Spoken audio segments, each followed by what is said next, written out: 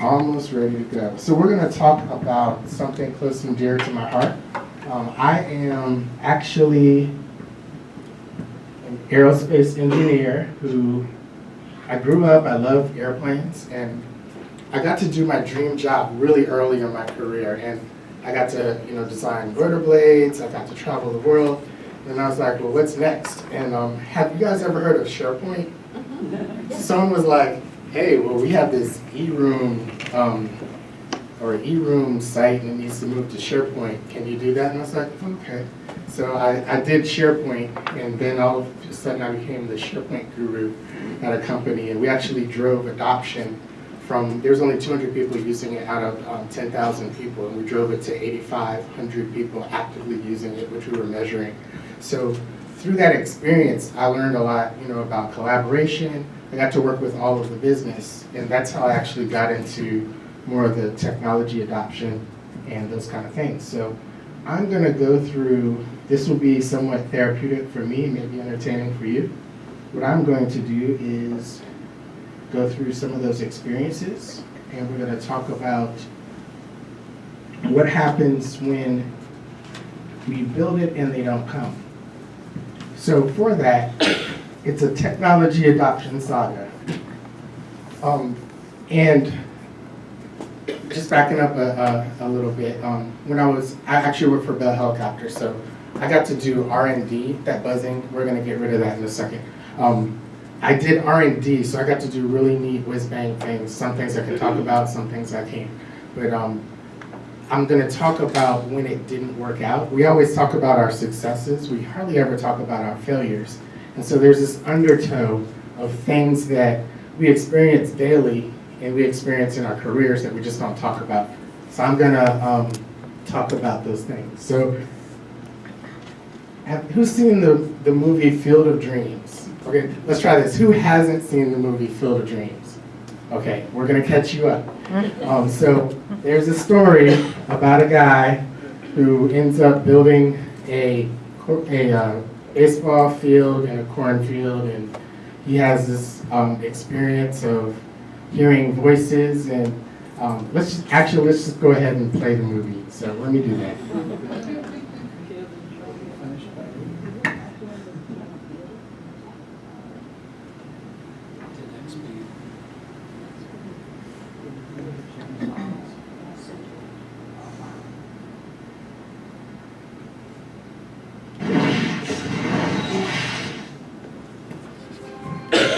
I have just created something totally illogical. I like the box.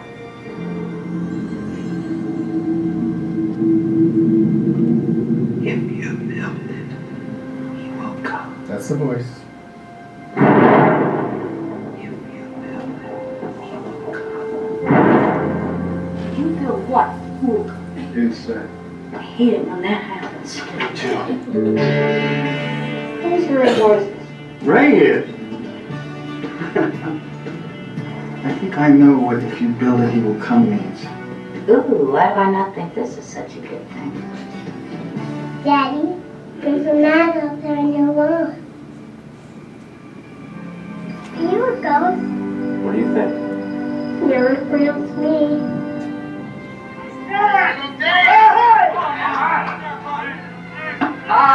You couldn't see it.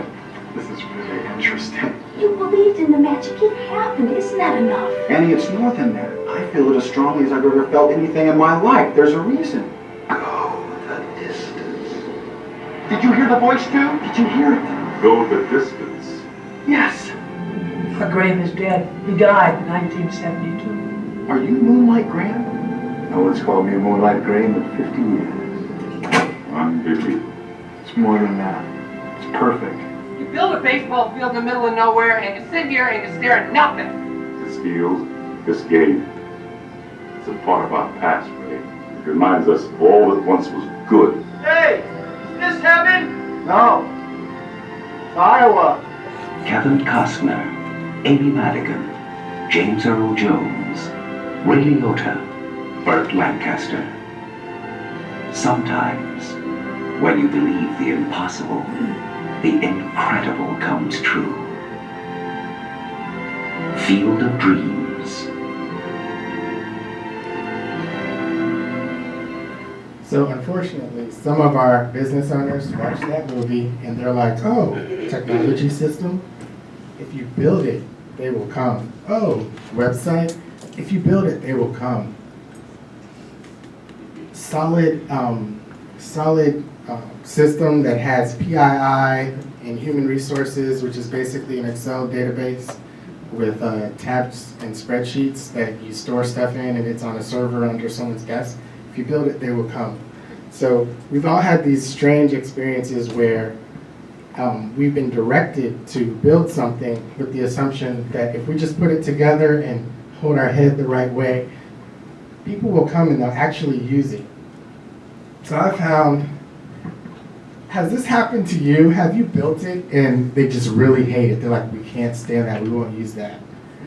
Have you built it and they still use, I spent all this time building this nice solution. I did requirements, I followed COBIT or ITIL, or I followed the process, I used the PMBOK, and here's this great thing, but you're still using that old stuff. Really? Did they say that it bombed? Did everyone just, the worst thing is when you build something and there's like that silence. There's just that silence and you get no feedback. You don't know if it's a good thing or it's a bad thing. Have you guys had these experiences or is it just me? Yeah, I see a couple of head nods. How does that make you feel? I'm just kidding. That's a frustrating thing. As BAs, we have a very misunderstood role, for one. And then there's so much that is put on us in terms of really understanding what the business needs. So there's that feeling of, where is everybody? I've done what I'm supposed to do. So what I like to do is, let's take apart this movie plot and see if that was really a good framework, right? Let's explore it. So I see three things happening, based on that movie we just saw. Somebody had a vision. Somebody was told, hey, we need to solve this and this problem, and that was the first thing that was cast. There was a vision cast. Someone had a great idea. Then we build it, right? And then the part that just doesn't happen, that happened in the movie, is there's like this paranormal implementation. All of a sudden, folks are coming out of the cornfields and they're helping put this thing together. Let's explore that. So first, like I said, he heard voices, he got this vision, he's whiteboarding, he's putting things all together, he got support. Then he started to build it. He said, if you build it, they will come. So he rolled up his sleeves, he got to work. He had to deal with hecklers. He had to deal with people who said, this will never work, and why are you doing this, and why are you doing Java, you should do .NET. There were all kinds of problems and opposition that showed up. And then the part that I think we're missing. So this is like the most important part. You gotta have ghosts. So you got ghosts, and then, he had his, if you've seen the movie, he had his daddy drama and he had the family drama. So some of our business owners, I was talking to Gina about this the other day, it's like, it's like a family, and everybody has a crazy aunt and a drunk uncle, and you love them, but you still have to deal with them. So that paranormal implementation involving the ghosts and the family drama, I think that's what we're missing. So let's figure out ghosts, right? That's my conclusion. I think it's the ghosts. You need ghosts to make this work. So I'd like to propose to you some ghosts. A good story, history, organizational change management, sponsorship, tools, and simplicity. But before I do that, and just check, can you hear me in the back? All right, good, great. I was real nervous we were gonna have to set you on fire. That was making me nervous. I'm gonna talk about 3 experiences I've had where there was a failure, right? So the first experience was, we had a client where we were building an intranet, and it was a retail client.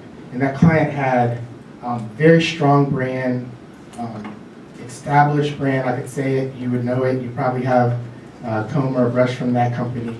But the company had this great idea that they wanted to build an intranet. So we went in, we even brought the UI people out, we brought the UX people out, and we did sessions, and we did focus groups, and we whiteboarded. We gave it this great name that, you know, reflected the brand, and it also reflected the company. We put it all together. We had the intranet ready to go, and then things started getting weird. Nobody was supporting it, and so we had this thing that we turned on, and it had all the pages, and we found out that the CEO doesn't have a computer. So when we were asking him to, you know, sponsor this new intranet, it was hard because, scratch our heads, he didn't have a computer. So how were we going to get everybody else to use it if he didn't even read his email? So they weren't ready for that. So that was an example where, you know, you build it and it was ready to go, but nobody came because we didn't have sponsorship. The other thing that happened in that experience was the organization was not ready to understand, the organization was not ready to put enough resources into supporting it after it went live.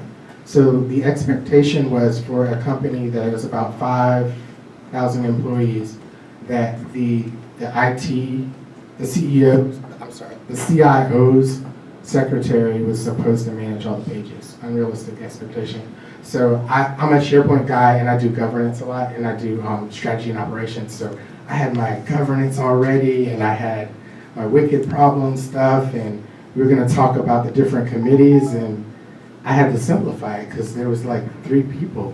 There was the CIO, there was his secretary, and then there was me. And so the governance, we actually tailored it down, and it ended up just being 3 or 4 pages. So we adjusted, but that's just an example of sponsorship and resources where you build it, it was great, but they didn't come.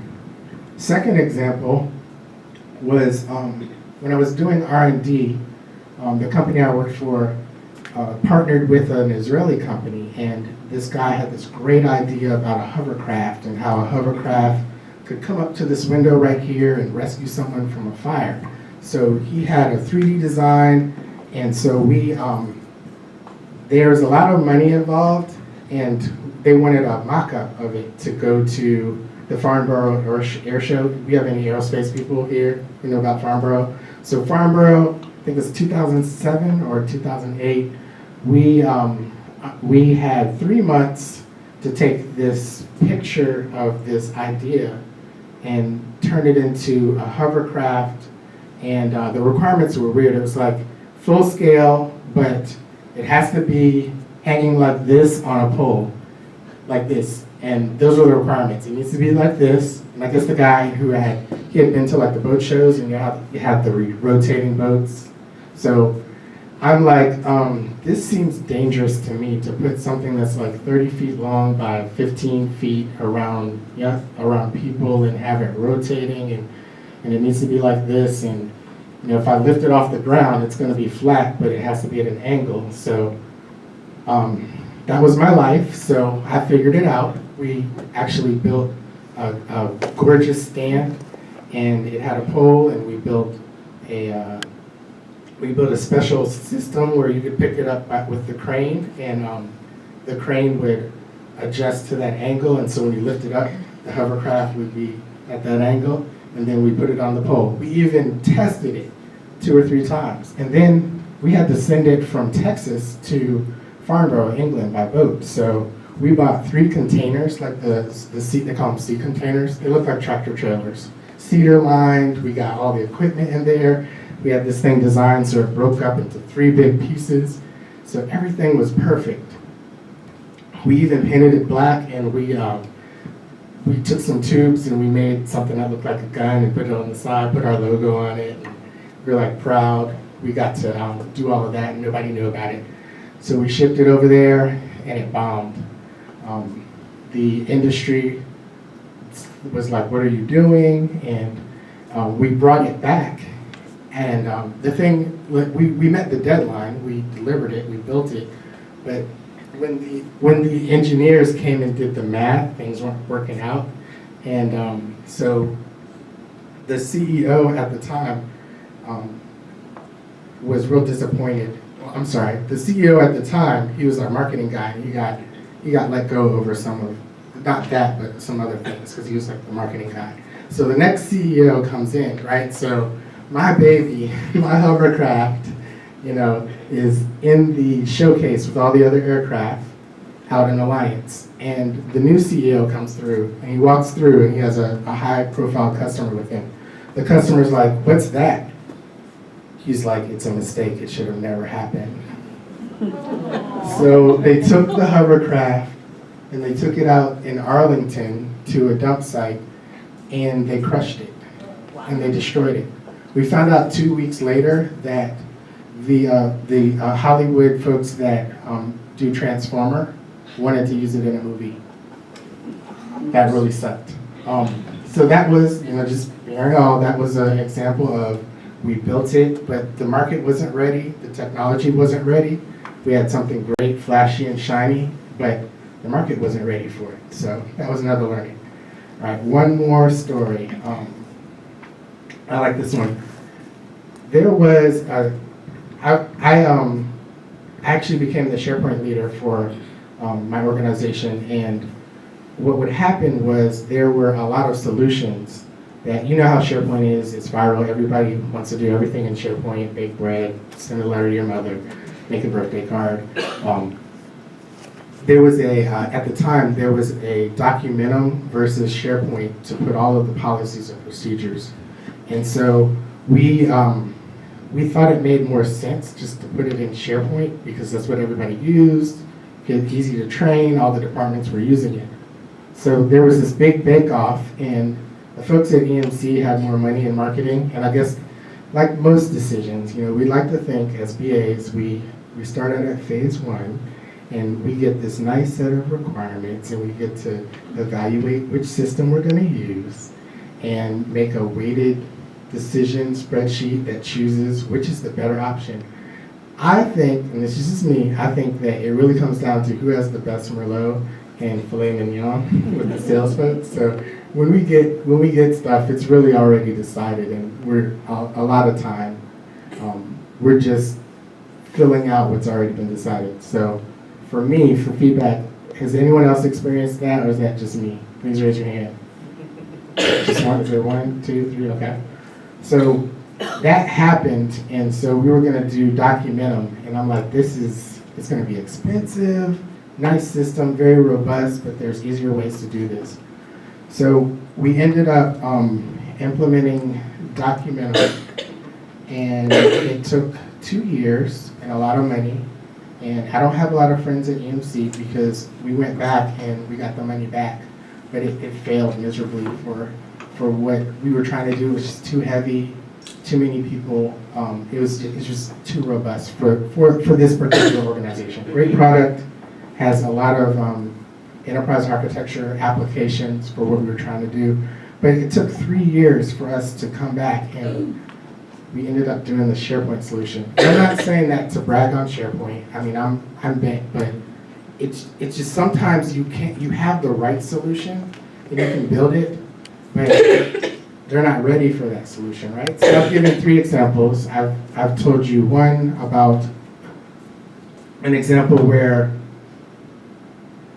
they just weren't ready. There wasn't sponsorship when we talked about the internet story. And then another one where the timing wasn't right? And then another one where there was too much opposition, right? So let's go into, we were talking about the GHOST, right? Good story, history, organizational change management, sponsorship tools, and simplicity. So my intention tonight is to give you some things that if you have a napkin, it's not going to be fancy, it's going to be very practical. Just give you some things that you can use tomorrow to solve these problems. Is that something that would interest you? All right, so let's go through that. So, good story. We grow up, I have a 10-month-old, right?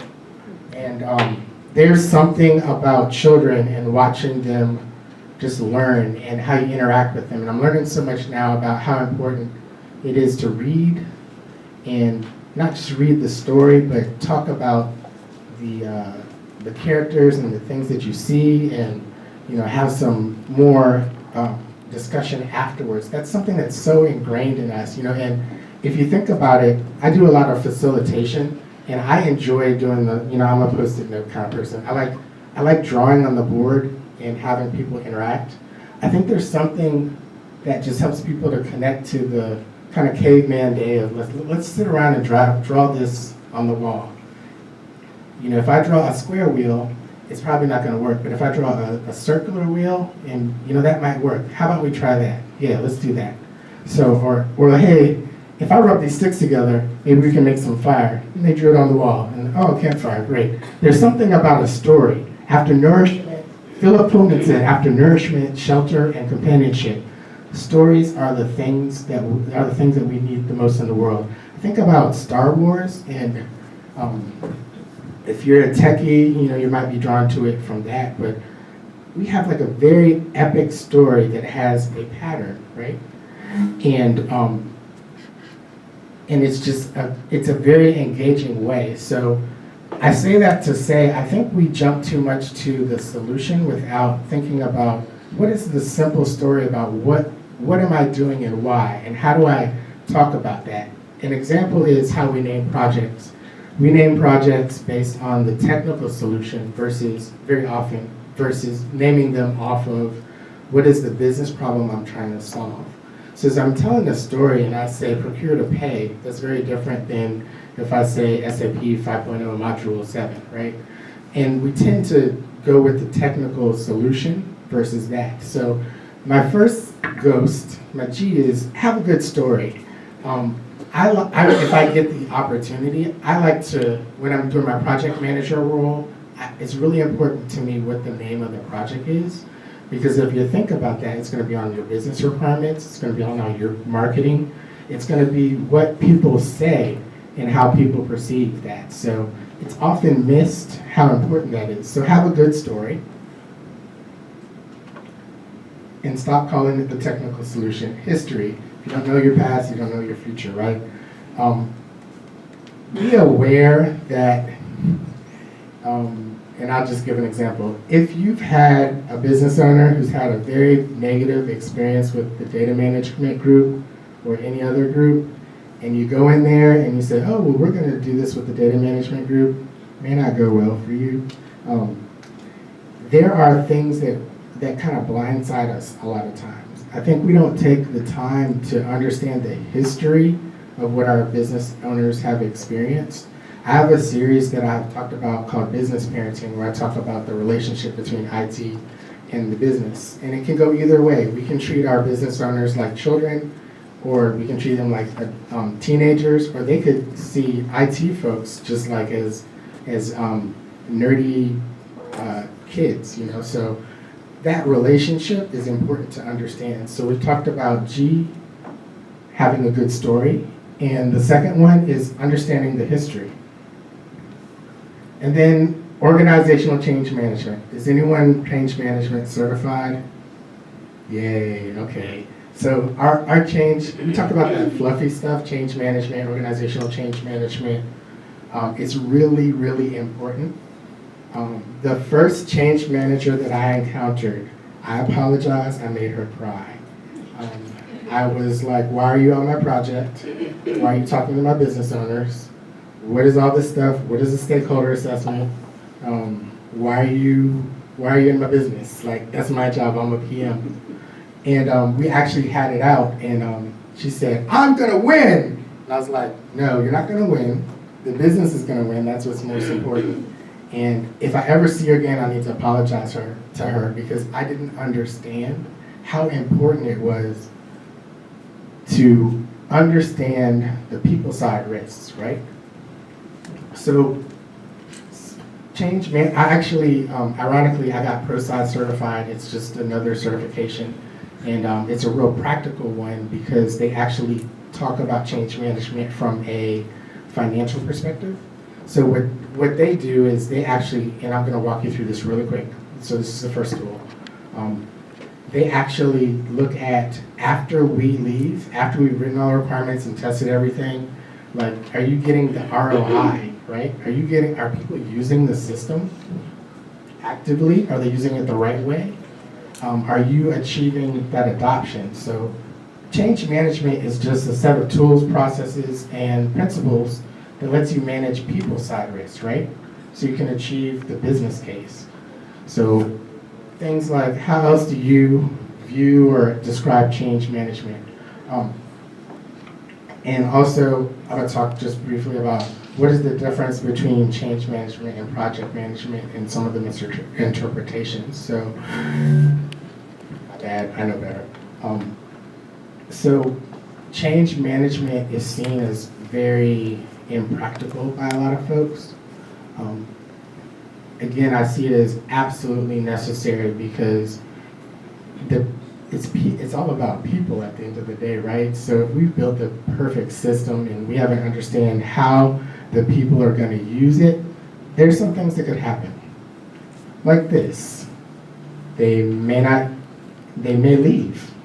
They may start arguing about whether or not there's a need for change. People start taking sick days. They find workarounds. There becomes that us and them kind of thing. So when we don't acknowledge that, this is what happens. I like this picture. I don't know exactly what's happening. It looks like a lightning bolt coming through the window. But yeah, that's a bad thing. Lower productivity, you get the passive and active resistance. And these are the three things I see that we want to manage. So if you're in, what I do is when I'm in financial services, they're big on risk. So I don't even say change management. I just say, let's do a risk let's do your project plan. Great. You're comfortable with where we're going. You're comfortable with what we're recording. Now let's do a risk assessment. Who's going to say no to a risk assessment? Hey, yeah, is there something that we haven't thought about? So I call it organizational risk, and I just include it as part of the risk. So that just makes sense. And we talk about, hey, how quickly do you want your people to use the solution?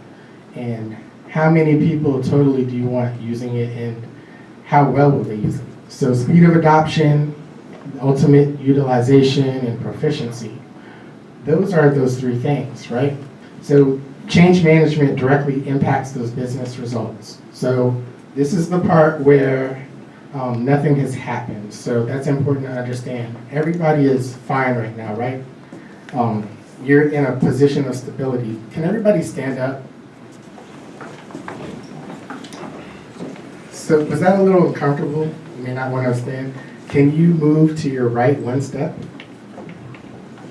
And move back to the middle. Okay, if anything tonight, you can tell Gina that Columbus came and he moved me. Okay? So we just changed, right? We just changed our position. But you can sit down. You can sit down. You started with stability, right? And then we had an idea. Somebody said, hey, what if we have them stand up? And they're going to stand up. So before that, we had to understand before you change, things generally were going to get worse before they get better. So that stability point is where you sit down, is where you're sitting down. And then if your knees are like my knees, it might have hurt to get up. So it got a little worse. And then I told a funny joke. And then you're like, oh, that's why we stood up. So you got some return on your investment. That's the happy path, right? And a better example is moving, right? If I am moving from a house, what do I have to do when I move? I pack up my boxes, right? If I'm good, I've organized stuff and I put it where it should be.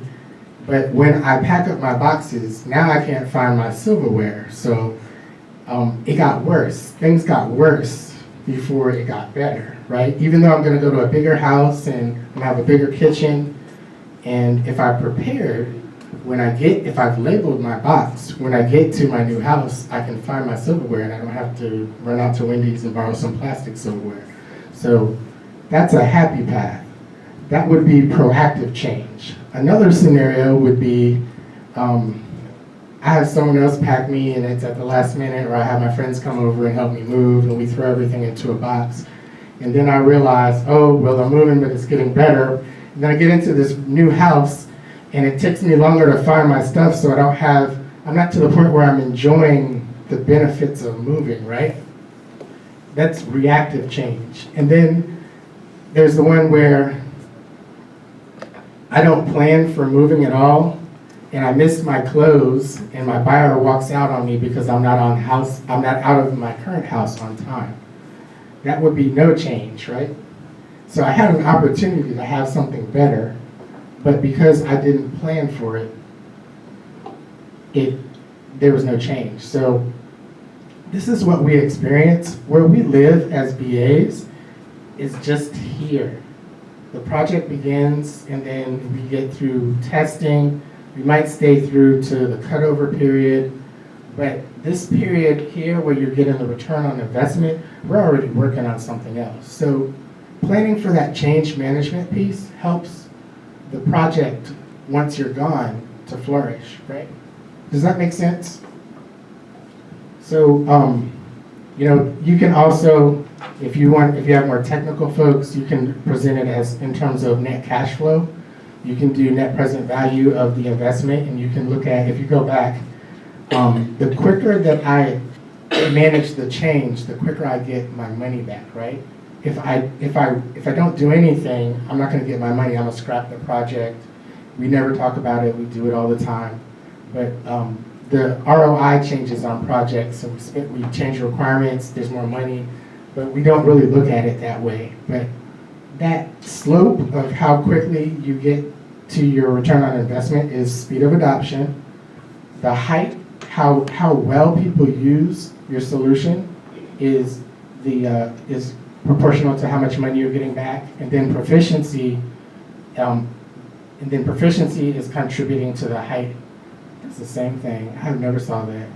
Proficiency contributes to the height of each benefit, and then the height of the benefit is based on how much money you get back is based on how many people use the solution. So I just showed you a financial way and a graphical way to demonstrate why change management is relevant.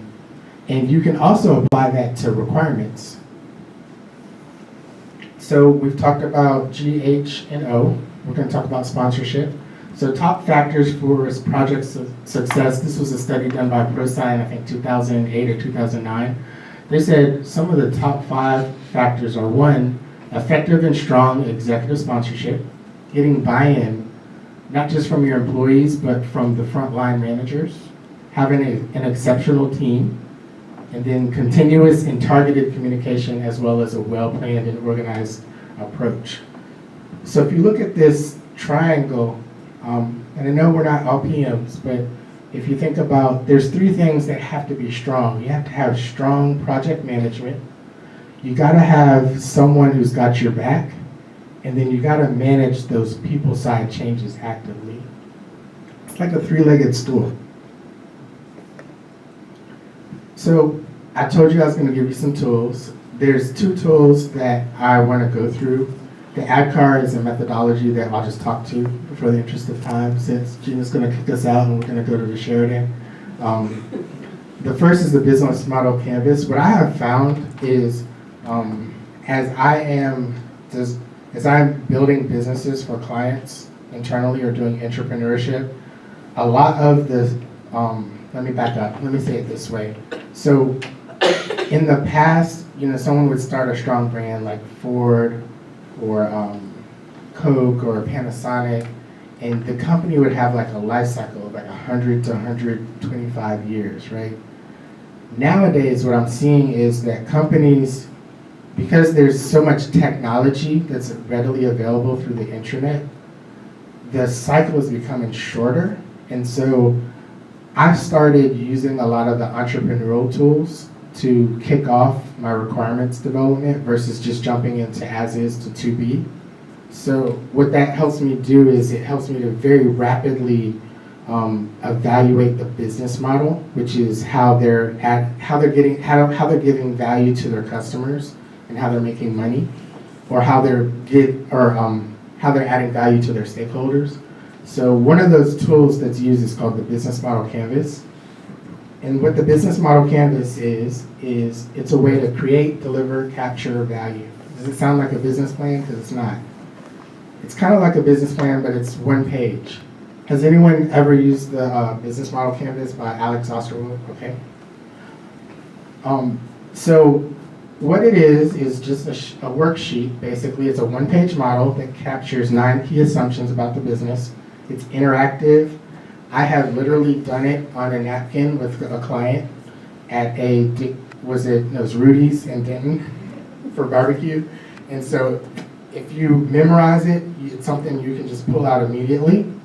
And it's got those 9 sections. It's scalable. And think agile more than waterfall. This is the model for Facebook. It's a more graphical one, but it just shows how Facebook adds value, who are the key stakeholders, what are the key things that it does, how do they make money, and what are their costs, right? So these are the areas. There's customer segments, which is like your market segmentation. You've got how do you relate to that customer? What are the channels? How do I market? How do I communicate with them? In the middle is what is the value that I'm providing my customer? So this is more like marketing side, right? And then on the left side, it's our stuff, right? Who are the people that I have to partner with? Who are my key stakeholders? Could it be another business, other departments? Key activities sound like processes. So I literally use this method to come to a stakeholder and say, hey, let's sketch out your business. How do you think this is going to work? What are the key things that you have to do to add that, to get to the value? What resources do you need? People, organization, technology. And then how much is it going to cost you? And how are you going to make money? So you have those conversations, you sketch that out, and then this is the part I like. So we start talking about, well, what processes do you need? What are the activities that you're going to do? Do you need marketing? Do you need what are the capabilities, right? If we go to strategy level, what are the capabilities that you need to add that value? Sound like requirements, high-level requirements? And that's how I've used this. I've actually used that to drive this box, and then I get my high-level requirements, and then I can start my whole requirements process. Really great for something that's greenfield. This is in my presentation, but this book is available on the internet, and I think like the first 50 pages are actually free. You can download the PDF. It was crowdsourced, so there was like a whole bunch of authors who came together and wrote this book together, and their whole point was to do that and then share it freely. So it goes into the customer segments. We talked about value proposition, how you solve the customer problem, the channels, cost structure, key partnership, key activities, and key resources. So I've included this, like this is something you could use to kick off. It has the questions you ask. So I go to, if I stay here, like what key activities do our value propositions require? What are the distribution channels? How am I going to make money? Those kind of questions for a business owner help you fill this out, and it gets them thinking, and they're like, hey, this person is thinking not just as is to be, they're also thinking about, are there things that could disrupt my business? Am I always going to be Kodak, or is there going to be another way to share pictures? You know, do I have those right things? So that's that. Here's an example for Visa, where we sketched out the value proposition, payment product, convenience, security rewards, improve sales, customers. They make money off of services, data processing, international revenue. They need people, that cost money. They have a network, promotion, litigations. And then key activities, transaction processing, value-added services, payments network. So just a real simple way to sketch that out. So that's the first tool. So let's talk about why that's important.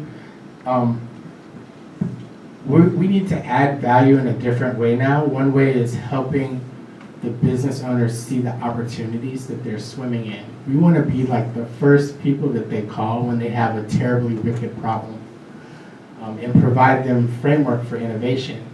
We also need ways to help them simply capture ideas in a standard but scalable format.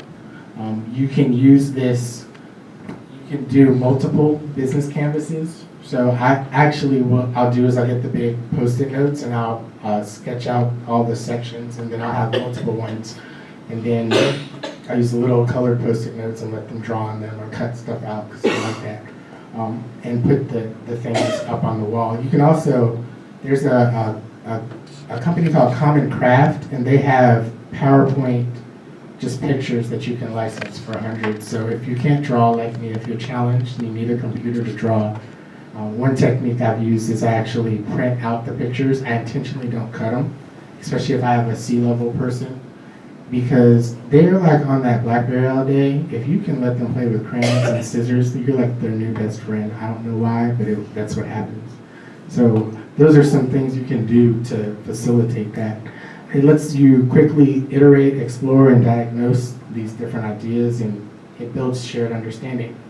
So importance of why I'm going into this, we're talking about building it and coming, and two examples. You have a chief engineer who left the Edison Illuminating Company in 1896 after being encouraged to experiment with automobiles. He actually showed some of his automobiles, this is Henry Ford, to Mr. Edison, and the company, he left them and he started Ford, which I hope you guys know Ford. And then there's another guy, he sold his first video game at the age of 12 for $500. And he used that to build a $165 million fortune from selling a small company called PayPal. And then he went to create an electric car company, but no, that was not enough. Now he's building commercial spacecraft with SpaceX, Elon Musk. So why I bring this up, because when we talk about the as is, while some of those key industry changes seem to be driven just by new products or technology, your industries, all of our industries can be easily disrupted by new ways of creating and delivering value. So the better you understand how to identify what is the value, the more valuable you are to your customers. Does that make sense? All right. Just closing that piece, our business owners are under constant attack from this disruptive technology. Using that tool will help you to tone up their business, determine whether or not the idea you're proposing fits into the culture, leverage any existing capabilities, and also create new models for departments, products, services, or new businesses. And you can use it in a lot of different ways. You can facilitate a session, high-level requirements, designs. When I design something new, I always start there. And that was the first tool. Second tool is called the 4 Ps. So if you're not like a change management professional, if you do this, you're pretty much covered. And you can draw this on the wall, you can do this on the napkin. There's 4 Ps, and the first is project name, and I talked earlier about how important the project name is. So what are we gonna name this thing? My parents named me Columbus. I don't know how much thought they put into it because my dad's named Columbus, but we all have a name, and whether it's arbitrary, it's our brand, right? So when you think about your project that's under consideration, a good place to start is what's the name? And then that ties into well, how did they get that name? Is it a technical name? Whose idea was it, right? So very important, what's your project name? And then why are we doing this? Second box. What are the goals or outcomes that this project is trying to achieve? Then it gets a little harder. What is actually changing? Are we building software? Are we changing an organization? Do we need to have different tools? Do we need to train? So listing out the things that are changing. And then the hardest part is, if I change this, who's going to be impacted? And we typically think about the people that we have to train, but we don't think about the people who are impacted around them. So right now I'm working on a system where there is a new organization, but the current organization does something kind of similar to the other organization. So something as simple as if the new organization, if a customer sends them mail, it could go to the old organization. So I could say, well, why do I need to tell the old organization about this, what we're doing. Because if they get your mail, you might impact the customer. So when you go through that list, be very broad, and it's okay for it to be kind of too broad at that point, because you're just trying to get out what's changing and who am I going to impact? Whose workday is going to change beyond just learning the new tool? And who do I need to? So you start getting things like who's going to be impacted, who do I need to communicate with, and so this is a good place to start. It's called the 4 Ps. And if we have more time, I usually do the move example on here, but just in the interest of time, we're going to keep going. And the last is ProSci. ProSci is change methodology, and they have this thing called ADCAR. So as you're going through a change, this will be entertaining if you have kids. The first is, are you aware that you need to change, right? The second is, do you have a desire to change? Do you want to participate and engage? Do you support it? Then, do you have the knowledge on how to change, on how to implement your new skills and behaviors? And then ability. Do you have the ability to demonstrate performance and to actually implement the train? And then finally, reinforcement. Like, can it be sustained? So we usually jump to, when we talk change management, we jump to, oh, well, we need to create a fill in the blank job aid, right? We always do the job aid. Like if we, at the last minute of a project, we're always like, oh, well, we'll do a job aid and do like a laminated card and give it to the user, okay? See, one person has done that. Training, that part, and then, oh, we got to tell people about this, and it's usually in like the last 2 or 3 weeks. Oh, well, we got to tell everybody. Well, there are ways, once you list out all of the different people you're going to impact, you have to think through, are they aware of the change, right? Are they aware that we're implementing new software? Do they have a desire? Do they have skin in the game? Do they need training? What about knowledge? Do they have the ability? So there's a lot more than just the training and communications. There's, do I have the right sponsors? Do I have some political stuff that I need to work through with the leaders, right? So this methodology, and I'm going through it really fast. They actually have ways where you list out all of the different folks that you're going to impact, and you actually rate them. So what I've done on projects using this methodology is I will go through, I'll do my 4 Ps. That's a very public thing with the business owner. And then once I drive out all these different groups of people, I figure out the org chart. I look at, okay, so for this group of people, say group A, who is their manager? Is their manager a good sponsor? And these are usually very private things that are only done with the executive sponsor. I never put it on a network drive. It always stays on my computer. It's absolutely private. There are also some other tools that ProSci has that let you, a very neutral way to gauge a sponsor. You give them a survey. Instead of saying, hey, are you a good sponsor? Versus, hey, we were talking about risk management, and one of the things was like, here's a survey about risk management. Could you like look at that and just gauge and feel like, give me a gauge on how you feel as a sponsor, and they'll fill that out, and then it does 2 things. One, I don't have to say, I don't have to call you a bad person, and then you get what sponsorship is because you're reading all these things about, do you actively engage your employees? Do you communicate regularly? Do you delegate your sponsorship, or do you? And they just get it that way. That's a real easy way to do that. So, ADCAR methodology. There's a lot more there. If you take the training, they have an Excel spreadsheet where you list out all of your communities or people you're impacting, and it gives you a score and a nice little bar graph that you can put in a chart and say, hey, I'm concerned about this group because in the past they dealt with the data management folks. They've had a bad experience with IT, and even though this software is going to really help them, they don't like change and they don't trust you. So we gotta work on desire, right? So that might mean I need my sponsor to work with that particular department's manager and communicate with the employees and help them understand why the change is and how it's going to be different. And then I might have to also understand the history that we talked about of I'm going to have to prove to this set of folks that I'm pushing this thing on that I have integrity, and I have to prove to them now with this project that I'm going to do what I say I'm going to do, right? Okay, so that is ADCAR, and then finally, my favorite 2 slides.